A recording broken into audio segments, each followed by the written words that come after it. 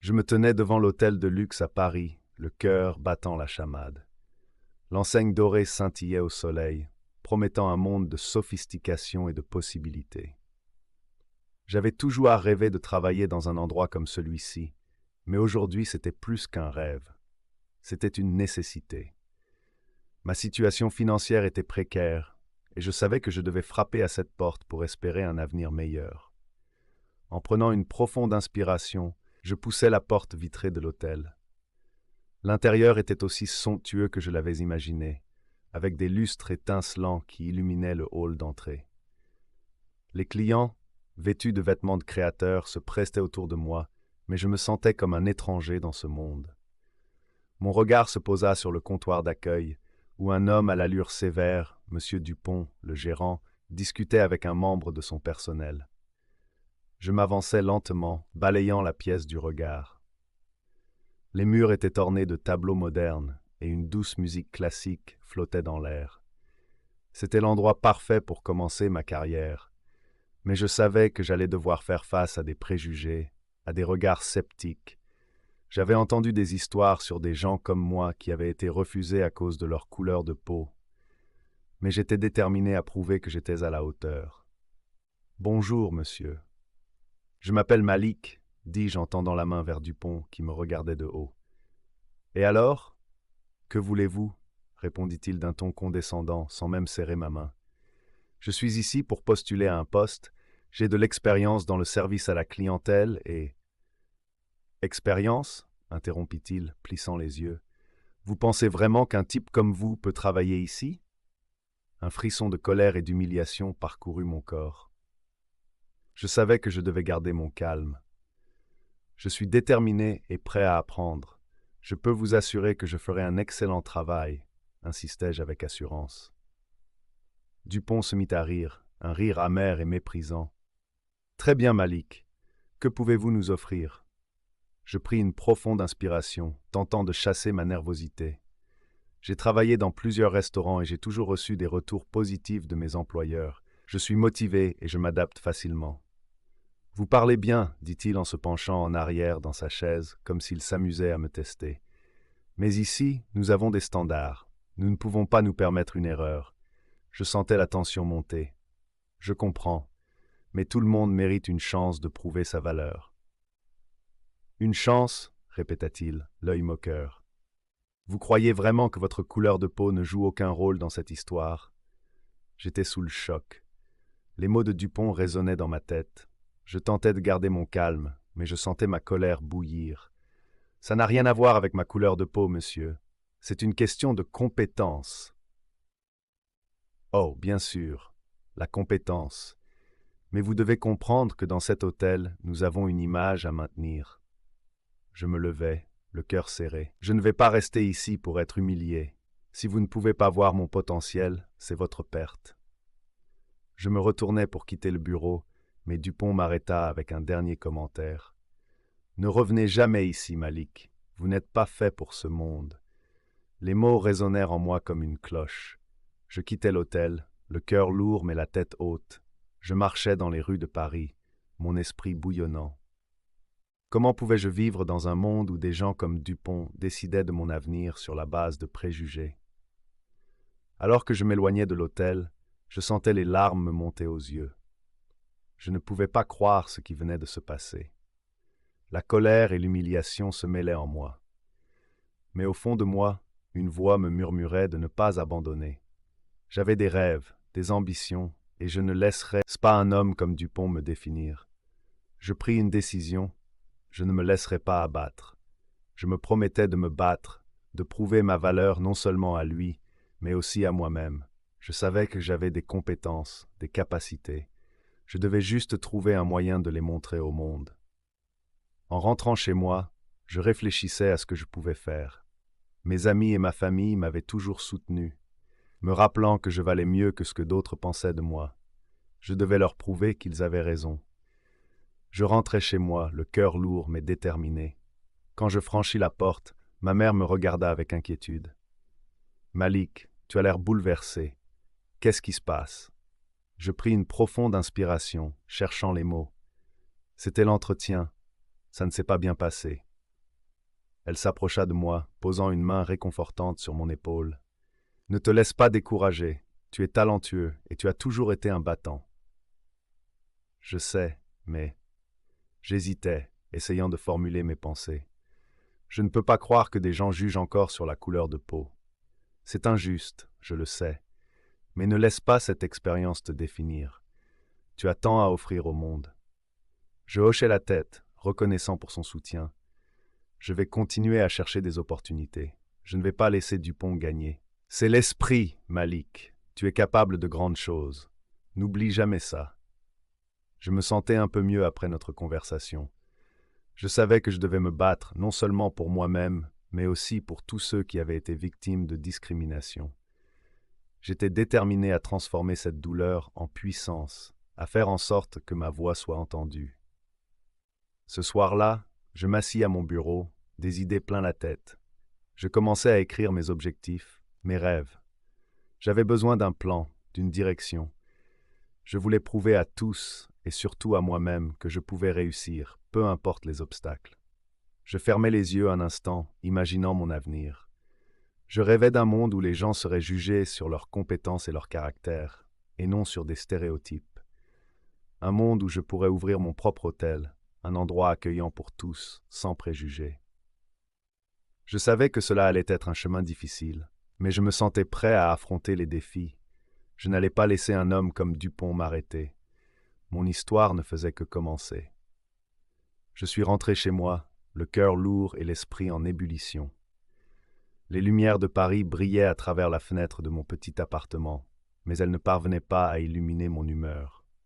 Je me suis effondré sur le canapé, le visage enfoui dans mes mains. J'étais humilié. Comment un homme comme M. Dupont pouvait-il avoir ce pouvoir sur moi? Ces paroles résonnaient encore dans ma tête, un écho douloureux de la discrimination que je venais de subir. Ma mère est entrée dans le salon, un regard inquiet sur son visage.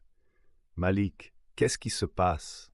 demanda-t-elle d'une voix douce, comme si elle savait déjà la réponse. « J'ai été virée de l'hôtel, maman. » Ma voix était à peine un murmure. Il m'a dit que je n'avais pas ma place là-bas. Elle s'est assise à côté de moi, posant une main réconfortante sur mon épaule. « Ne le prends pas à cœur, mon fils. Ce n'est pas toi qui en tort. Tu es talentueux et intelligent. Ne laisse pas les mots de cet homme te définir. » J'ai levé les yeux vers elle, et j'ai vu la force dans son regard. Mais c'est si difficile. Je pensais que j'avais une chance. Chaque échec est une leçon, Malik. Regarde autour de toi. Nous avons tous travaillé dur pour arriver où nous sommes. Ne laisse pas le racisme d'un homme te faire douter de tes capacités. Son soutien m'a réchauffé le cœur, mais je ne pouvais pas effacer la douleur de cette humiliation. J'avais besoin de quelque chose de plus. Une idée a commencé à germer dans mon esprit, une idée qui pourrait me permettre de transformer cette expérience en quelque chose de positif. Le lendemain, je me suis réveillé avec une détermination nouvelle. J'ai commencé à griffonner des notes dans un carnet, esquissant des plans pour un projet qui avait toujours été dans un coin de ma tête. Pourquoi ne pas ouvrir mon propre hôtel? Un endroit où tout le monde serait le bienvenu, peu importe leur couleur de peau ou leur origine sociale. Un lieu qui pourrait offrir une véritable hospitalité sans préjugés. Je me suis levé et j'ai commencé à faire des recherches, à lire des livres sur la gestion d'entreprise. Chaque page que je tournais me remplissait d'excitation. J'avais enfin un but. J'ai passé des heures à explorer des idées, à dessiner des plans pour cet hôtel qui n'existait que dans mon esprit. Je voulais qu'il soit un symbole de diversité et d'acceptation. Mes amis ont remarqué ce changement en moi. Lors d'une de nos rencontres habituelles, je leur ai parlé de mon idée. Écoutez, j'ai décidé de créer mon propre hôtel. Je veux que ce soit un endroit où tout le monde se sente bienvenu, où les gens ne soient pas jugés par la couleur de leur peau. Ils étaient tous autour de la table, leurs expressions passant de la surprise à l'enthousiasme. « Malik, c'est génial !» s'est exclamé Samir. « Tu as toujours rêvé de ça. C'est le moment de te battre pour ton rêve. » « Oui, mais je n'ai pas les fonds nécessaires pour commencer. Je ne sais même pas par où commencer, » ai-je répondu, une pointe d'inquiétude dans la voix. Mélanie, une de mes amies les plus proches, a pris la parole. Tu pourrais commencer par faire un plan d'affaires. Il y a aussi des concours pour les entrepreneurs. Tu pourrais gagner des fonds et du mentorat. L'idée de participer à un concours me semblait intimidante, mais j'étais prêt à relever le défi. J'ai décidé de me rendre à la bibliothèque pour rassembler des informations sur la création d'entreprises. Plus j'apprenais, plus ma passion grandissait. Je savais que je ne pouvais pas laisser les obstacles me décourager. Un jour, alors que je feuilletais des livres sur l'entrepreneuriat, je suis tombé sur un article concernant une femme d'affaires influente dans le secteur de l'hôtellerie. Elle s'appelait Isabelle. Son parcours était inspirant et j'ai eu l'idée de la contacter. Peut-être pourrait-elle être mon mentor. Avec un mélange d'excitation et de nervosité, j'ai pris mon téléphone et j'ai composé son numéro. Après quelques sonneries, une voix chaleureuse a répondu. « Bonjour Isabelle à l'appareil. »« Bonjour Madame Isabelle, je m'appelle Malik. Je suis un jeune entrepreneur et j'aimerais beaucoup vous parler de mon projet. » Il y a eu un court silence, puis elle a répondu « Je suis toujours heureuse d'aider les jeunes entrepreneurs. De quoi s'agit-il » Je lui ai expliqué mon idée d'hôtel. J'ai parlé de ma vision d'un lieu inclusif et accueillant. Elle a écouté attentivement et au bout de quelques minutes, elle a dit « Malik, je trouve votre projet très intéressant. Vous avez le bon état d'esprit, mais il faudra beaucoup de travail. Êtes-vous prêt à vous investir ?»« Absolument, » ai-je répondu, ma voix pleine de conviction. « Très bien. Pourquoi ne pas venir prendre un café avec moi cette semaine? Je pourrais vous donner quelques conseils. » Mon cœur a fait un bond. J'ai accepté avec enthousiasme et nous avons convenu d'un rendez-vous. Quand le jour est enfin arrivé, j'étais nerveux. J'ai choisi une chemise soignée et j'ai veillé à ce que mes cheveux soient bien coiffés. En entrant dans le café, j'ai repéré Isabelle, assise à une table près de la fenêtre. Elle avait une présence charismatique et je me suis senti un peu intimidé. « Malik, je suis ravi de vous rencontrer », a-t-elle dit en se levant pour me serrer la main. « Merci de m'avoir reçu, Madame Isabelle. Cela signifie beaucoup pour moi. » Nous avons commencé à discuter de mes idées, de mes ambitions. Elle m'a posé des questions sur mes recherches et m'a donné des conseils pratiques. Il est crucial d'établir un bon réseau de contacts, a-t-elle expliqué. Et n'oubliez pas l'importance d'une bonne gestion financière. Vous devrez peut-être faire appel à des investisseurs. Je l'écoutais attentivement, en prenant des notes. Chaque astuce qu'elle me donnait était précieuse. Et surtout, ne laissez pas la peur de l'échec vous paralyser.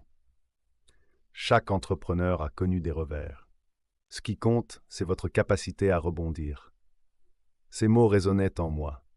Je savais que j'avais encore beaucoup à apprendre, mais j'étais déterminé à me battre pour mes rêves. La rencontre avec Isabelle m'a rempli d'une énergie nouvelle. Je suis rentré chez moi avec des idées plein la tête, prêt à me lancer dans cette aventure qui pourrait changer ma vie et celle de tant d'autres. Je repensais à M. Dupont et à son mépris. Je ne le laisserai pas gagner. Je ferai de mes rêves une réalité. Je suis assis sur une chaise en bois, dans une salle communautaire banale, les murs peints d'un beige terne, éclairés par une lumière fluorescente vacillante. Autour de moi, des visages familiers, des amis, des voisins, tous réunis pour une seule et même raison, soutenir mon rêve d'ouvrir un hôtel. La tension est palpable, mais j'essaie de me concentrer sur l'objectif. Mon cœur bat la chamade, et je me rends compte que je n'ai jamais été aussi nerveux de ma vie. Je prends une profonde inspiration et me lève.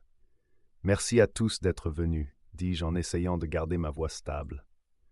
Comme vous le savez, je veux ouvrir un hôtel qui non seulement accueillera des clients, mais qui sera aussi un lieu de rencontre pour notre communauté. Un endroit où chacun se sentira chez lui, peu importe d'où il vient.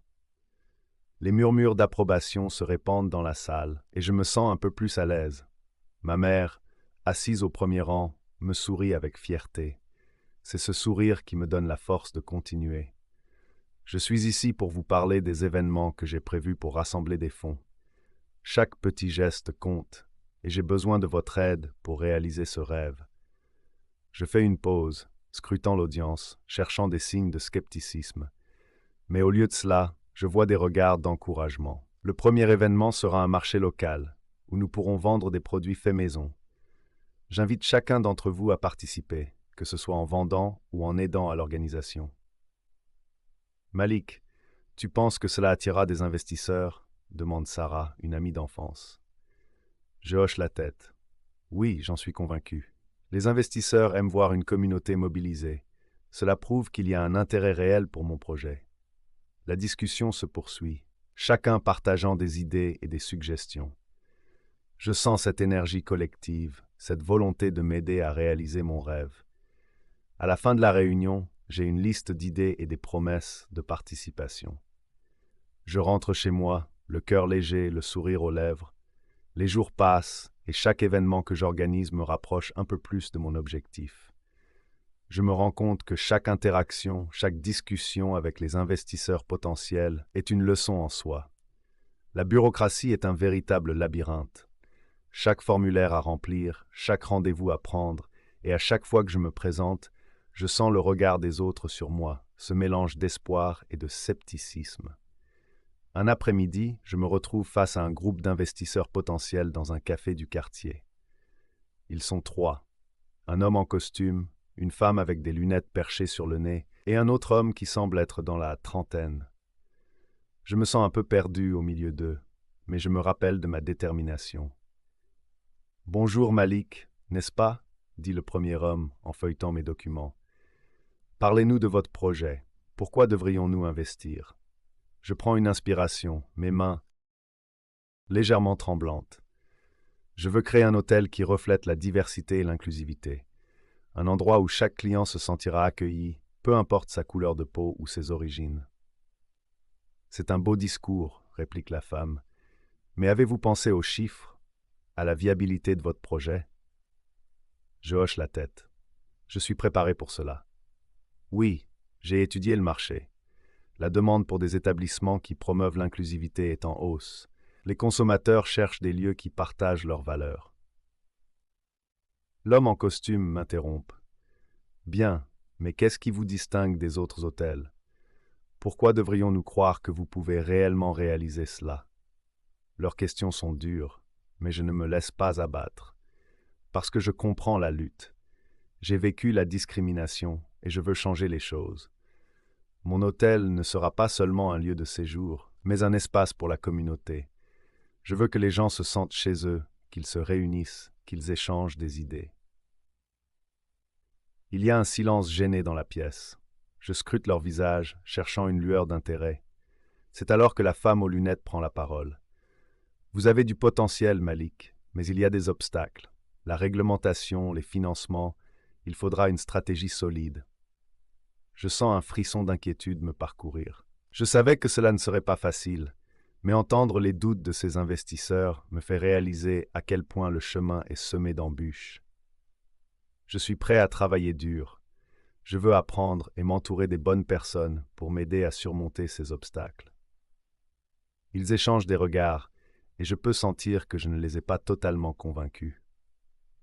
Mais je refuse de me laisser décourager. Je leur parle d'autres événements que je prévois, de la mobilisation de la communauté, de la passion qui m'anime. Leurs visages s'adoucissent légèrement, mais je sais que cela ne suffira pas. En sortant de ce rendez-vous, je me sens à la fois frustré et déterminé. Je suis conscient que je vais devoir redoubler d'efforts pour prouver ma valeur. Les jours passent et je continue à organiser des événements, à rassembler des fonds, à tisser des liens avec des personnes influentes. Mais les obstacles bureaucratiques semblent toujours s'accumuler. Un jour, alors que je suis dans ma chambre à réviser mes notes pour la réunion suivante, je reçois un appel inattendu. C'est un numéro que je ne reconnais pas. Je décroche. « Bonjour Malik, c'est Alexandre. » Mon cœur s'emballe. « Alexandre, mon ami d'enfance, celui que je n'ai pas vu depuis des années. Alexandre, ça fait longtemps. Comment vas-tu? » Je vais bien. Écoute, j'ai entendu parler de ton projet. J'aimerais te rencontrer. Je reste sans voix un instant. Bien sûr, quand veux-tu te voir? Demain, disons à 14 heures au café près de chez toi. J'aimerais en savoir plus. Je raccroche, le cœur battant. Alexandre a toujours été un rêveur, tout comme moi. Je me souviens de nos discussions enfantines sur l'avenir, de nos plans pour conquérir le monde. Mais la vie nous a séparés. Maintenant, il revient avec une opportunité. Le lendemain, je suis nerveux, mais excité. Lorsque je le vois entrer dans le café, je ne peux m'empêcher de sourire. Il a l'air différent, plus mature, mais il y a toujours cette lueur d'enthousiasme dans ses yeux. « Malik !» s'exclame-t-il en s'approchant. Nous nous serrons la main, puis nous nous enveloppons dans une étreinte. C'est incroyable de te revoir. Oui, vraiment incroyable. Je suis extrêmement content que tu sois ici. Je parlais justement de mon projet. Tu es au courant des défis que je rencontre? Il hoche la tête. J'ai entendu quelques histoires, et je veux t'aider. J'ai quelques contacts, et je pense que je peux te mettre en relation avec des investisseurs intéressés. Mon cœur s'emballe. Vraiment? Tu ferais ça pour moi? Bien sûr, Malik. Nous avons grandi ensemble, et je crois en ton rêve.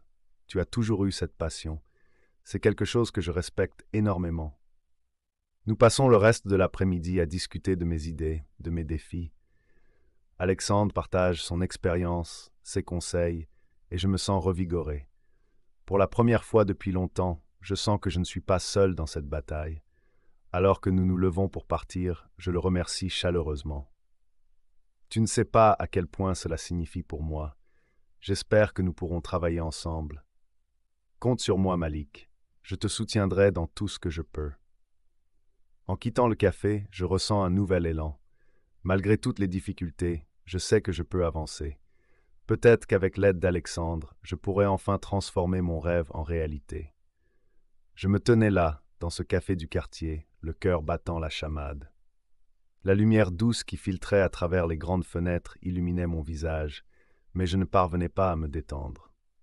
Je n'avais pas vu Alexandre depuis notre enfance, et l'idée de le revoir, après tant d'années, me remplissait d'un mélange d'excitation et d'appréhension. Qu'allait-il penser de moi? Que dirait-il de mes rêves? Je regardais ma montre, chaque seconde me paraissant une éternité. Tout à coup, la porte du café s'ouvrit et un homme entra, son air confiant et son sourire éclatant illuminant la pièce. C'était lui, Alexandre. Je me levai instinctivement, une vague de souvenirs me submergeant. Nous avions passé tant de moments ensemble, insouciants, rêvant de conquérir le monde.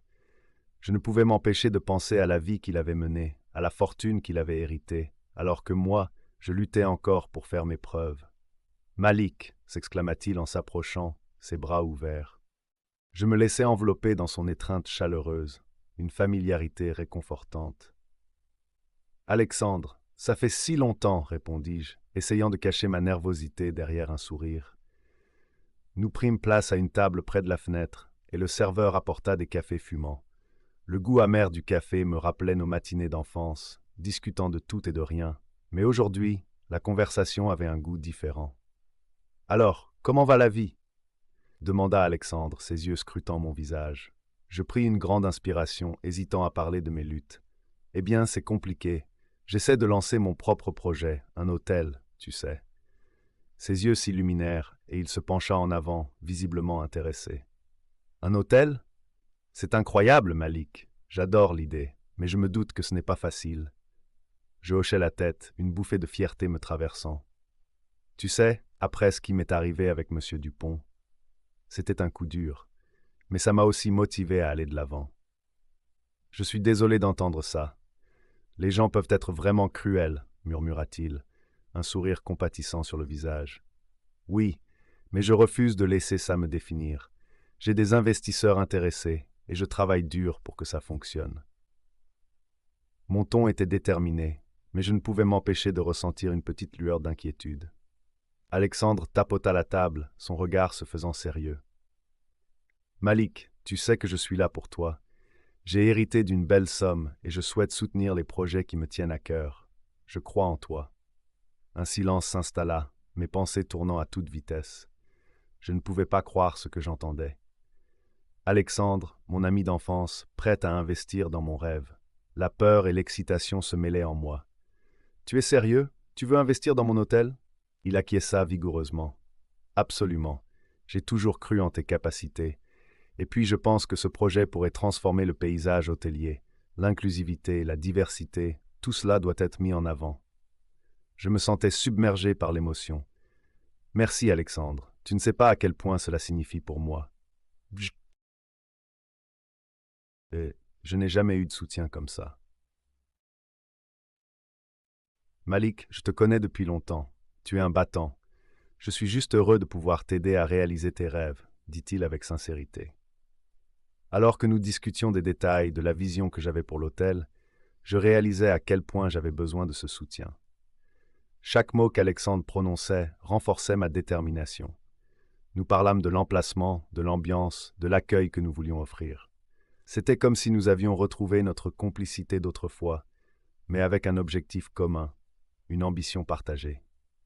Tu sais, je pense que nous devrions organiser une rencontre avec les investisseurs potentiels. Je peux les convaincre de te soutenir. Ils respectent mon avis, et je sais que tu as ce qu'il faut pour les impressionner, proposa Alexandre. Je hochai la tête, le cœur battant.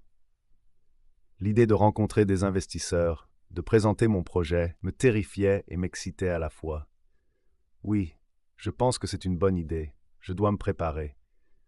Ne t'inquiète pas, nous allons le faire ensemble, me rassura-t-il. Tu n'es pas seul dans cette aventure. Alors que nous poursuivions notre conversation, je ne pouvais m'empêcher de penser à Monsieur Dupont. Je me demandais comment il réagirait s'il savait que j'avais un ancien ami d'enfance, devenu riche, prêt à soutenir mon rêve. Je ne pouvais pas m'empêcher de sourire à cette pensée. Peut-être que la vie avait un sens de la justice, après tout. Les heures passèrent sans que nous ne nous en rendions compte. Nous parlions de nos parcours, des défis que nous avions rencontrés et de la manière dont nous avions évolué. Alexandre, avec sa fortune, avait voyagé, exploré le monde, mais il n'avait jamais oublié d'où il venait. Son humilité me touchait profondément. Malik, je suis vraiment fier de toi. Ce que tu fais est important. Tu es un modèle pour beaucoup, déclara-t-il, son regard sincère. Je rougis légèrement, réalisant l'importance de ce soutien. Merci, Alexandre. Ça signifie beaucoup. Nous prîmes un dernier café avant de quitter le café. L'air frais de Paris nous enveloppa et je me sentais prêt à affronter le monde. J'avais un ami à mes côtés, un allié dans ma quête pour réaliser mon rêve. Alors que je marchais aux côtés d'Alexandre, mon esprit vagabondait, imaginant l'avenir. J'étais déterminé à ne pas laisser le passé me définir. Je voulais construire quelque chose de grand, quelque chose qui serait un symbole de résilience et de fierté. Mais au fond de moi, une ombre persistait. Monsieur Dupont, avec son arrogance et son mépris, ne resterait pas inactif. Je savais que les rumeurs sur mon projet avaient probablement commencé à circuler. Il devait s'inquiéter pour son hôtel, pour sa réputation. Malik, tout ira bien. Tu as le soutien dont tu as besoin, me dit Alexandre en lisant mes pensées. Je lui souriais, reconnaissant. Oui, je le sais. Merci d'être là. Alors que nous nous éloignions, je ressentais une nouvelle force en moi. J'étais prêt à me battre pour mon rêve, à surmonter chaque obstacle qui se dresserait sur ma route. Je n'étais pas seul. Et peut-être, juste peut-être, la vie tenait-elle des promesses que je n'avais pas encore imaginées. Je me tenais devant les portes de l'hôtel, mon cœur battant la chamade. L'odeur du café fraîchement préparé émanait de l'intérieur, mélangée à celle des croissants chauds. C'était un matin ensoleillé à Paris, mais mon esprit était assombri par l'angoisse. Alexandre, mon ancien ami d'enfance, devenu un homme d'affaires prospère, et moi avions mis tant d'efforts pour réaliser ce rêve. L'ouverture de notre hôtel, un lieu qui prônait l'inclusivité et la diversité, était enfin à portée de main, mais j'étais rongé par le doute. « Malik, tu dois te détendre », m'a dit Alexandre en posant une main rassurante sur mon épaule. « Nous avons travaillé pour ça. Tout ira bien. » Je l'ai regardé, cherchant du réconfort dans ses yeux. Ah! Alexandre avait toujours été celui qui voyait le potentiel là où les autres ne voyaient que des obstacles. « Je sais, mais... Et si quelque chose tourne mal ?» ai-je murmuré, ma voix tremblante. Il a souri, un sourire qui dégageait confiance. « Souviens-toi de pourquoi nous faisons cela, pour montrer que peu importe d'où l'on vient, on peut réaliser ses rêves. » Nous avons passé les jours précédents à finaliser les derniers détails. L'hôtel, au design moderne et accueillant, était prêt à accueillir ses premiers clients. Nous avions prévu une inauguration qui promettait d'être mémorable. Mais au fond de moi, je savais que M. Dupont, l'ancien gérant de l'hôtel où j'avais été humilié, n'allait pas rester inactif. Son regard méprisant me hantait encore. Je pouvais presque entendre sa voix perfide résonner dans ma tête. me rappelant sans cesse que j'étais un intrus dans ce monde. « Malik, concentre-toi » m'a interpellé Alexandre, me tirant de mes pensées. « Nous devons nous assurer que tout soit prêt pour ce soir. » Je me suis ressaisi et nous avons commencé à vérifier chaque détail, discutant avec le personnel, ajustant la décoration et nous assurant que le service serait impeccable. Le soir de l'inauguration, l'hôtel était baigné dans une lumière chaleureuse. La musique douce flottait dans l'air, tandis que les invités commençaient à arriver. Mon cœur battait à tout rompre.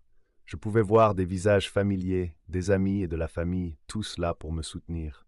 L'atmosphère était chargée d'excitation, mais aussi de tension. J'avais l'impression que chaque regard pesait sur moi. « Malik, tu es prêt ?» me demanda Alexandre, son ton sérieux contrastant avec l'ambiance festive. « Oui, je suis prêt, mais… » Je n'ai pas fini ma phrase. Je savais que ce mais était un mélange d'anxiété et d'espoir. Je voulais tellement que tout se passe bien. Les invités affluaient et je faisais de mon mieux pour accueillir chacun d'eux avec un sourire. Mais au fond de moi, je ne pouvais m'empêcher de penser à Monsieur Dupont. Il était jaloux de notre succès et je savais qu'il n'hésiterait pas à se venger. « Tu penses qu'il pourrait venir ?» ai-je demandé à Alexandre, une inquiétude sourde dans la voix. « Je ne sais pas, mais s'il le fait, nous serons prêts. » À mesure que la soirée avançait, je commençais à me détendre. Les gens riaient, discutaient et l'ambiance était joyeuse. J'avais presque oublié la présence de Monsieur Dupont quand soudain je le vis entrer. Mon cœur s'est serré. Il avait l'air sûr de lui, un sourire narquois sur le visage. Il scrutait la pièce comme s'il cherchait une occasion de frapper.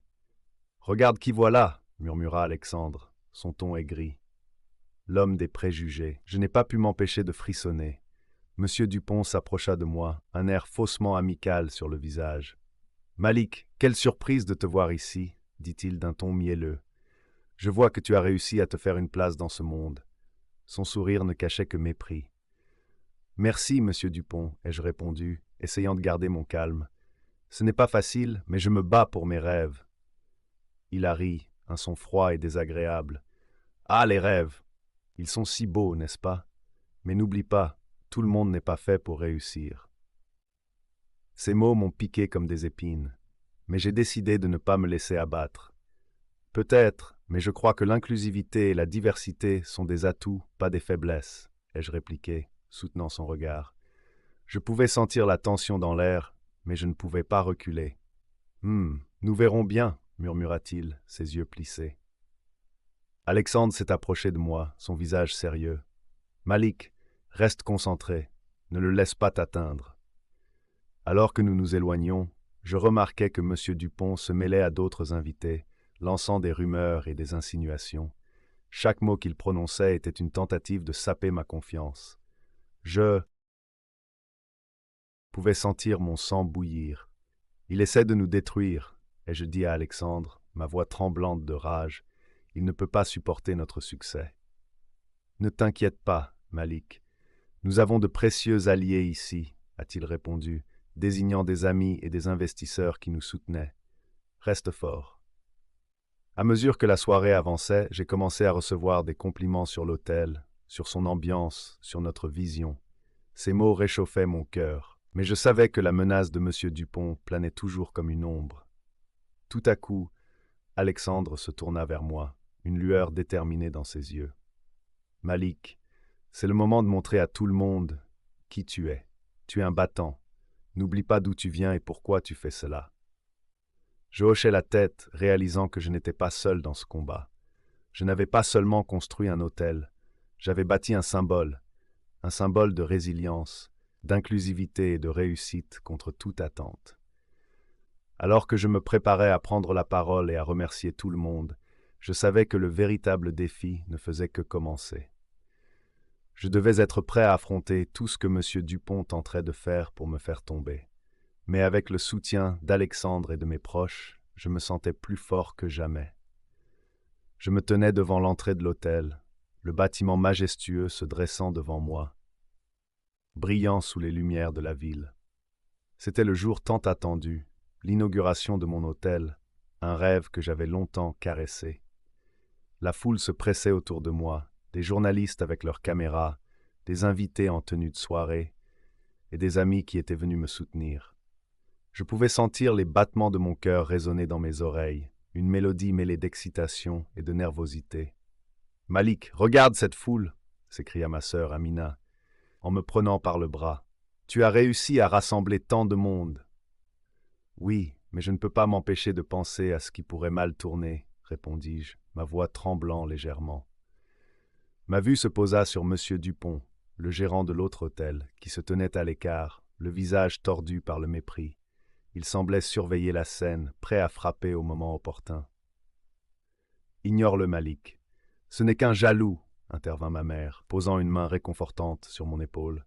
« Regarde tout ce que tu as accompli. » Je pris une profonde inspiration.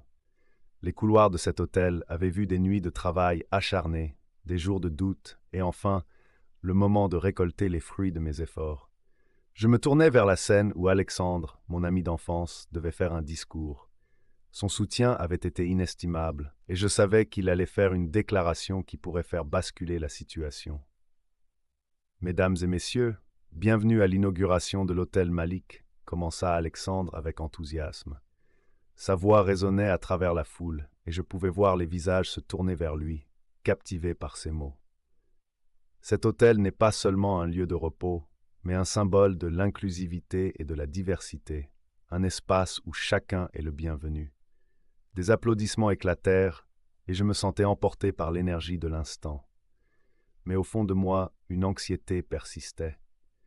Je voyais M. Dupont se faufiler à travers la foule, son visage sombre comme un orage. Je savais qu'il n'allait pas rester silencieux. « Regardez, c'est le petit Malik », lança Dupont, sa voix pleine de sarcasme alors qu'il s'approchait de la scène. « Pensez-vous vraiment pouvoir rivaliser avec un hôtel de luxe ?» La foule murmura, surprise par son audace. Je sentais la colère monter en moi, mais Alexandre ne laissa pas le temps à Dupont de poursuivre. « Vous ne devriez pas parler, monsieur Dupont, » dit-il d'une voix ferme. « Vous vous souvenez de notre enfance, n'est-ce pas? Des fois où vous avez humilié Malik devant ses camarades? Le temps où vous avez montré votre véritable visage? » Un silence pesant s'installa alors que les invités se tournaient vers Dupont, qui semblait embarrassé. Je pouvais voir la sueur perler sur son front, sa posture se faisant plus défensive. « Quoi? Je ne sais pas de quoi vous parlez, » balbutia-t-il, mais sa voix trahissait sa nervosité. « Vous avez discrédité un homme juste parce qu'il est différent de vous, » continua Alexandre, sa voix s'élevant. « Malik a travaillé dur pour arriver ici, et il a surmonté des obstacles que vous ne pouvez même pas imaginer. »« C'est un mensonge !» cria Dupont, essayant de reprendre le contrôle de la situation. Mais je voyais déjà que son autorité commençait à s'effriter. « Non, ce n'est pas un mensonge !» rétorquai-je, me levant sur la scène, prenant la parole pour la première fois. « Vous avez essayé de me rabaisser, de me faire sentir que je n'avais pas ma place dans ce monde. Mais regardez où je suis aujourd'hui. » La foule commença à applaudir, et je sentis une vague de chaleur m'envahir. J'avais enfin la voix que j'avais tant désirée. « Vous ne pouvez pas nous faire taire, monsieur Dupont, » poursuivis-je. « Nous ne sommes plus des victimes, nous sommes des bâtisseurs, des créateurs, et nous allons continuer à avancer, peu importe ce que vous essayez de dire ou de faire. » Les applaudissements s'intensifièrent, et je vis des sourires émerger sur les visages de mes amis et de ma famille. Dupont, quant à lui, semblait de plus en plus acculé, son visage devenant livide sous le poids de ses propres actes. « Ce n'est pas fini !» hurla-t-il, mais sa voix était trahie par l'inquiétude. « Si, c'est fini pour vous, » affirma Alexandre. « Vous avez perdu votre crédibilité ici. Ce que vous avez fait à Malik ne sera jamais oublié. » À ce moment-là, je vis des journalistes prendre des notes, capturant chaque mot, chaque émotion. C'était le tournant que j'avais espéré, le moment où la vérité éclaterait au grand jour. Vous avez toujours cru que votre statut vous protégeait, mais aujourd'hui, nous prouvons que la justice finira toujours par triompher, déclarai-je avec force. Monsieur Dupont, réalisant qu'il avait été démasqué, fit un pas en arrière, son arrogance s'évaporant. Je pouvais voir les murmures dans la foule, des regards échangés, des jugements portés. « Je n'ai rien à dire », finit-il par balbutier, avant de tourner les talons et de s'éclipser dans la foule, la honte sur ses épaules. Un cri de joie éclata parmi les invités. « Malik! Malik !» scandait-il, et je me sentais submergé par une vague d'émotion. Chaque larme que j'avais versée, chaque nuit de travail acharné, chaque moment de doute avait conduit à cette victoire. « Tu as fait ça, Malik !» murmura ma mère, les larmes aux yeux alors qu'elle m'enlaçait. « Tu as prouvé que la persévérance et la dignité l'emportent toujours. » Je me tournai vers Alexandre, qui souriait, fier de notre victoire commune. « Merci, mon ami. Sans toi, je n'aurais jamais eu le courage de faire face à cet homme. »« C'est toi qui as fait tout le travail, Malik. Je suis simplement heureux d'avoir pu te soutenir, » répondit-il, sa voix pleine de sincérité. La fête se poursuivit, remplie de rires, de musique et de célébrations. Je réalisais que ce n'était pas seulement l'ouverture de mon hôtel, mais également la célébration de notre résilience face à l'adversité. Chaque sourire, chaque applaudissement résonnait comme un hommage à ceux qui avaient cru en moi, malgré les obstacles. Je levai mon verre, regardant autour de moi. À l'inclusivité, à l'amitié et à la victoire sur l'injustice, lançai-je, et la foule répondit par un tonnerre d'applaudissements. Ce jour-là, je compris que le rêve était devenu réalité et que la lutte pour la dignité et le respect n'était pas vaine. Je savais que chaque pas que je ferais serait désormais empreint de cette force, cette conviction que rien ne pourrait jamais nous arrêter.